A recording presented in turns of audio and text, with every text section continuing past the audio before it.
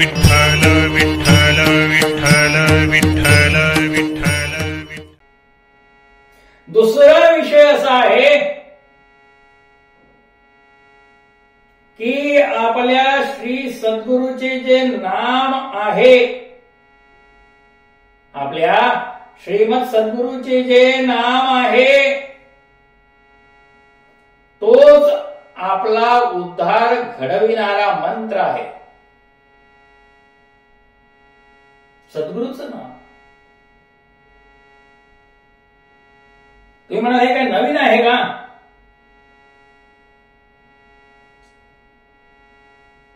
ज्ञानेश्वरीचं संपूर्ण आपण जर सूक्ष्म अध्ययन केलं तर आपल्या लक्षात एक महत्वाची बाब येते, म्हणजे सर्व ठिकाणी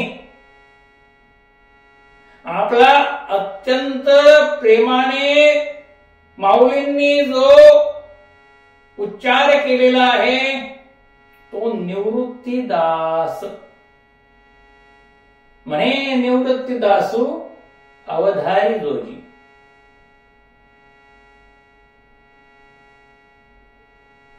जे भगवंताचं आपल्या श्री गुरुजींचं नाव आपल्या मुखात आलं पाहिजे म्हणून आपलं नावच त्यांनी निवृत्तीदास असं ठेवलं।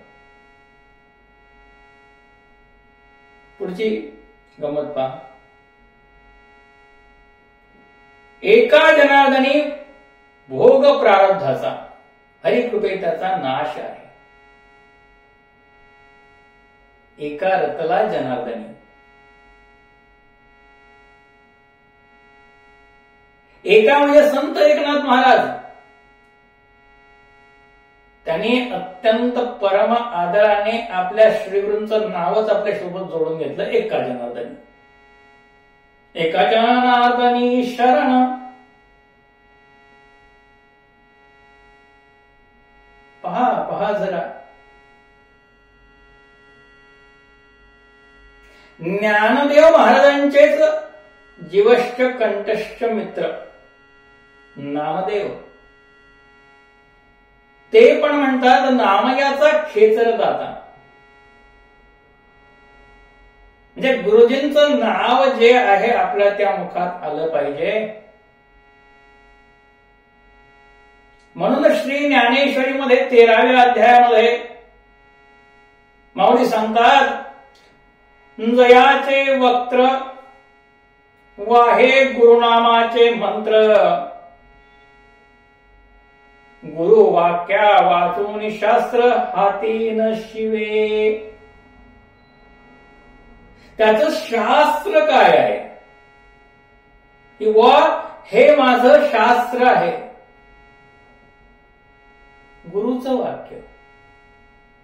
गुरुजींनी जे सांगितलं ते माझ्यासाठी शास्त्र झालं, दुसरं कोणतंही शास्त्र मला माहित नाही।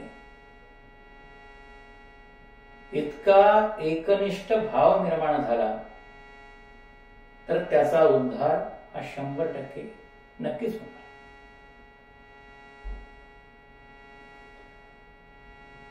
आता शस्त्र, तिसरा मुद्दा, हे नाम मंत्र आहे, शस्त्र आहे, शास्त्र आहे।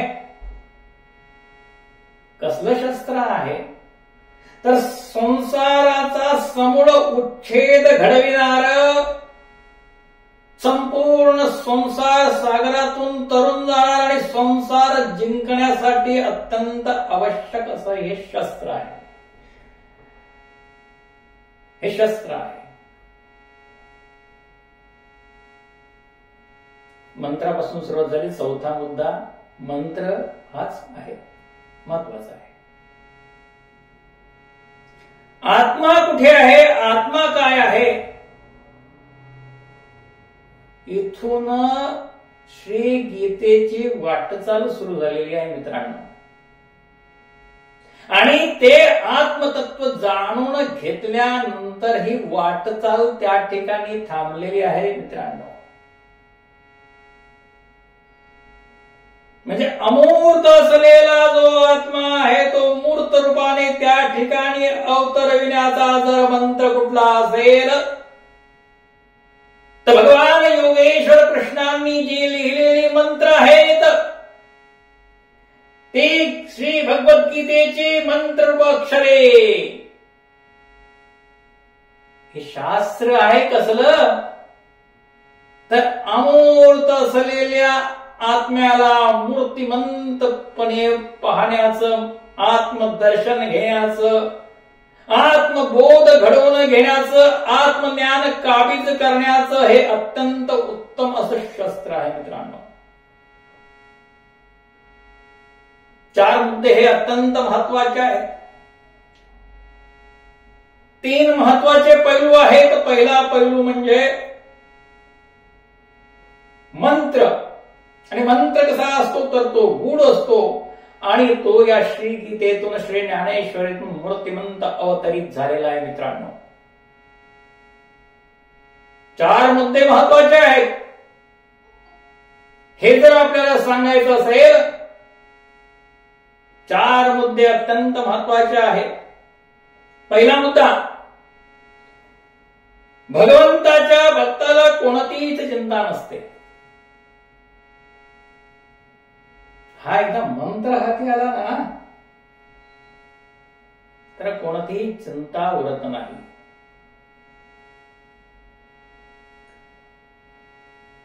निर्द्वंद निशंक विचरता मही सुखानंद हृदयी स्थिरावला.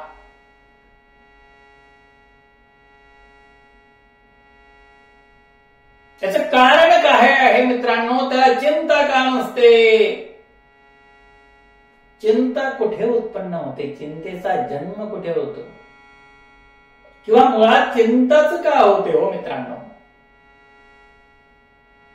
तर ते आपलं चित्त आहे.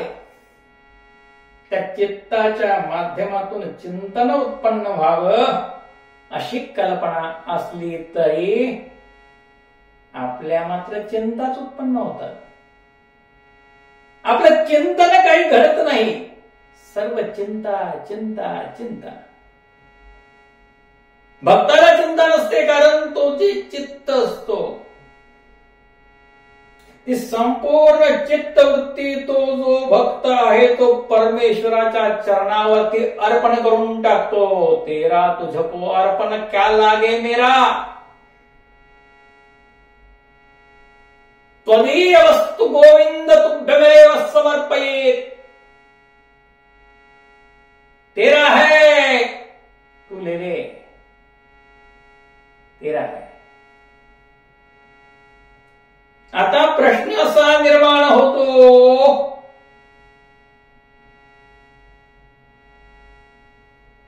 की राज्य कारभार कोण चालवेल? जो त्या राजगादीवर बसलेला आहे तोच राज्य कारभार चालवेल. आणि हा जो भक्त आहे तो भक्त आपल्या हृदय सिंहासनावर प्रत्यक्ष भगवंतालाच बसवतो. तुका म्हणे चित्त करावे निर्मळ, येऊनी गोपाळ राही तिथे. हृदय बंदी खाना केला आता विठ्ठल कोंडीला.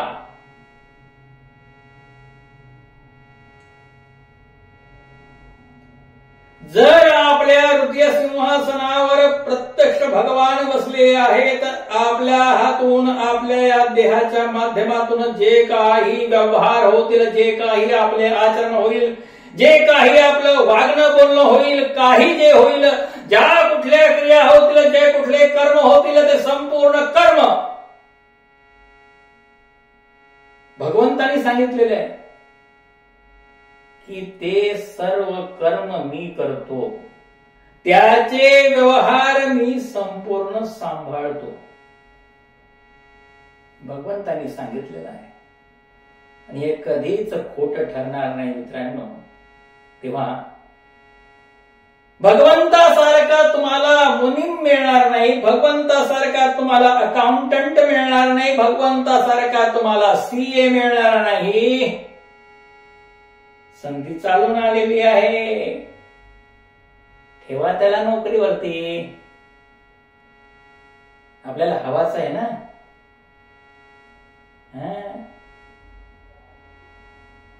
ठेवून घ्या.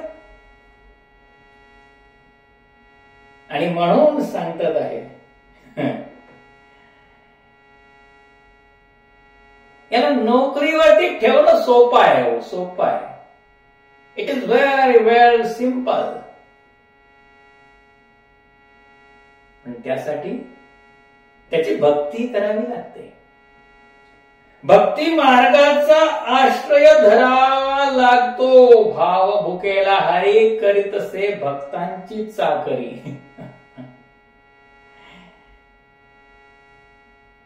लोक फालतू फालतू नोकर ठेवतात, पण तो शहाणा जो असतो ना, तो स्वतःला भक्त भक्त भक्त म्हणवतो आणि त्या भक्ताच्या योग्यता एवढी वाढवून घेतो आपली की प्रत्यक्ष भगवंत त्याची चाकरी करतो. मित्रांनो, त्याची चाकरी करतो. तरी सुद्धा आपण भक्ती मार्गाकडे वळण्याचं मनात आणत नाही. हे दुर्दैव कुणाचं? हे 4 मुद्दे महत्वाचे आहेत.